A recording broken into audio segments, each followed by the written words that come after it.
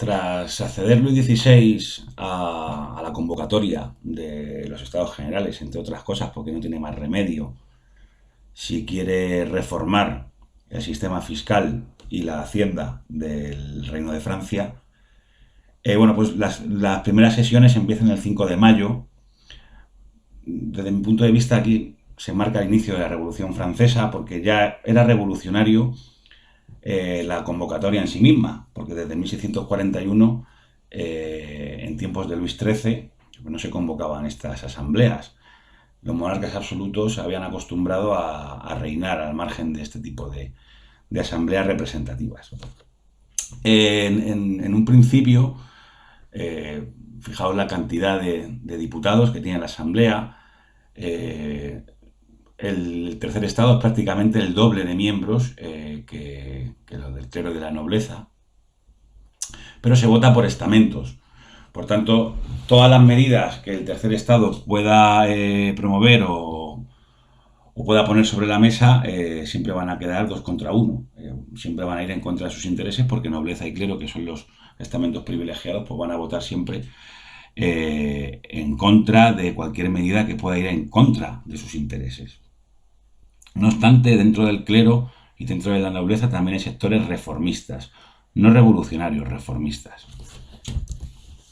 Cuando se convocan estas asambleas, se elaboran lo que se llaman cuadernos de quejas. Cada estamento pues hace una serie de peticiones al rey. Pues, lógicamente los nobles lo que van a pedir es el mantenimiento de sus privilegios y el tercer estado pues nada, pues va a elaborar una serie de peticiones pues acordes a sus intereses, tanto de la burguesía como de las clases más populares. Desde el control de la subida en los precios del pan a mayor representación política y también que se votara por individuo, que la votación sea nominal, no se votara por estamento.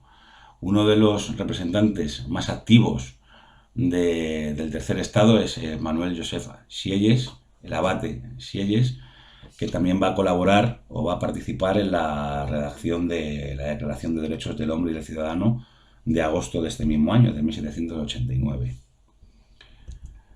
También es autor de la obra, que es el tercer estado en estos momentos, pues sostiene que el tercer estado son los representantes genuinos en los estados generales de lo que es el pueblo de Francia. Tampoco le falta razón porque, bueno, pues nobleza y clero son estamentos que, digamos, están apartados de lo que es el sentir popular. Tienen el doble número de representantes en el tercer estado y lo que solicitan, lógicamente, es el voto por persona y no por estamento.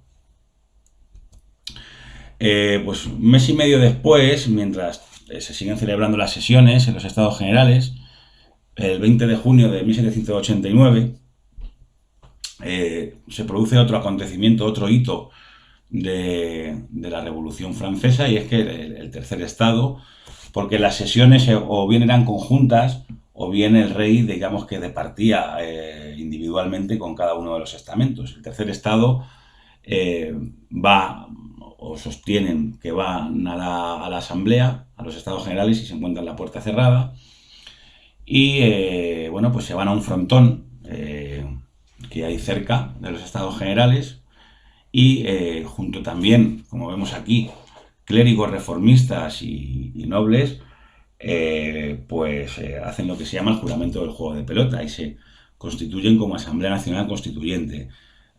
Constituyente quiere decir que el objetivo que tienen es elaborar una constitución para Francia para posteriormente disolverse. Entonces ellos se autoproclaman, surgen como poder paralelo a los estados generales, porque también hay miembros del clero y miembros de la nobleza en esta asamblea y tienen el objetivo de redactar una constitución para posteriormente ya convocar elecciones y cambiar el régimen en Francia.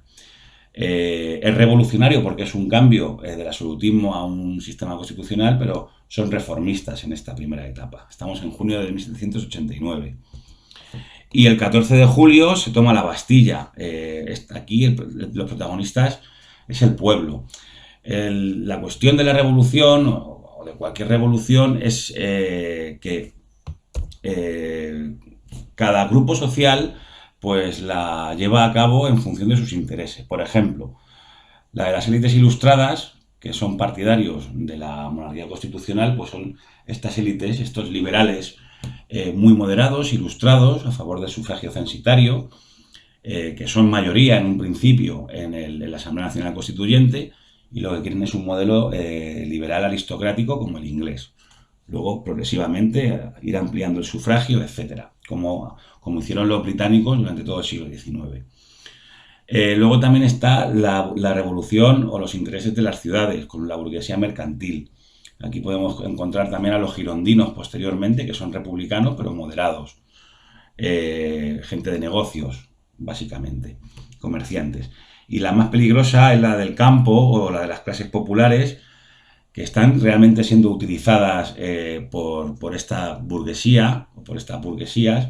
Son como fuerza de choque, porque lógicamente un burgués no va a salir a la calle a protestar, pero que también tiene unos intereses de clase, en el sentido de un control de los precios del pan, mejores condiciones laborales, acceso a la alfabetización, etcétera. Y esta, lógicamente, es la más peligrosa tanto para los monárquicos como para una parte de los republicanos o estas élites ilustradas que optan por el sufragio censitario, que son las que van a llevar a cabo las primeras reformas. En los 2 primeros años, la Asamblea Nacional Constituyente, lo primero que se aprueba es la Declaración de Derechos del Hombre y del Ciudadano. Los principios son los de la Ilustración y los del derecho natural. En esta declaración participan o proponen artículos desde Lafayette a Sieyes, incluido Robespierre. Participan bastantes miembros de esta asamblea y es un texto muy conocido. Casi siempre empiezan con esta declaración, siempre que hay estos procesos, en Inglaterra igual, con el Bill of Rights, o también la Declaración de Derechos de Virginia en la independencia de los Estados Unidos. Siempre empieza con una declaración que, digamos, establece unas bases, unos derechos mínimos, ¿no?, para todos los individuos. Y a partir de aquí pasan a ser ya ciudadanos, dejan de ser súbditos y pasan a ser ciudadanos con unos derechos. La familia real ya intenta en 2016 fugarse, en junio del 89, se va a intentar fugar varias veces. Viven en Versalles, finalmente van a tener que vivir en el Palacio de las Tullerías, que es más céntrico, para tenerlos controlados o vigilados, porque el rey está conspirando constantemente para, bueno, pues intentar que o Austria o Prusia o incluso España, con una invasión, termine con todo este proceso y le reponga como monarca absoluto, como si no hubiese ocurrido nada. Por tanto, es un traidor a su país, lógicamente. Porque, entre otras cosas, esta asamblea tiene el poder del pueblo. O sea, es el poder de la mayoría, por lo menos en París, que es el centro político de Francia. Luego van a redactar una constitución civil, la llamada Constitución Civil del Clero de 1790. Esta es muy importante porque va a crear problemas con la sede papal, con el Vaticano, con el papado, con el Papa. Y lo que van a hacer es nacionalizar sus bienes. La nacionalización implica una indemnización y tienen que jurar la Declaración de Derechos del Hombre y del Ciudadano, y el clero pasa a ser parte del Estado, o sea, como una especie de funcionarios. Por tanto, el lugar de ser el clero una especie de Estado dentro del Estado, no, pasa, digamos, a ser controlado por el Estado. Los que no juraron la Constitución Civil del Clero, pues pasaron a llamarse refractarios y, bueno, pues van a pasar a la clandestinidad, y los focos contrarrevolucionarios en Francia, que se localizan en zonas rurales, pues como cabecillas o como instigadores van a ser estos refractarios, no contrarrevolucionarios. Pero hubo una parte del clero que también estuvo a favor de las reformas. Y luego, finalmente, en septiembre de 1791, aprueban la Constitución, bueno, pues que tiene estas características típicas de la Ilustración, la separación de poderes, con Montesquieu, si nos acordamos de Montesquieu, un sufragio censitario. Por tanto, el pueblo que ha sido protagonista queda apartado del juego político. Esto va a provocar la radicalización de la revolución, entre otras cosas. es un sufragio censitario en función de la riqueza. O sea que al final los que han promovido esta reforma son los que van a tener el derecho al voto. La soberanía sí es nacional, el poder emana de la nación, el poder legislativo es una sola cámara, una asamblea, y la medida más polémica es que el rey tenía derecho de veto. O sea que el rey con esto no va a colaborar con las medidas que la Asamblea Legislativa, la futura Asamblea Legislativa, intente sacar hacia adelante.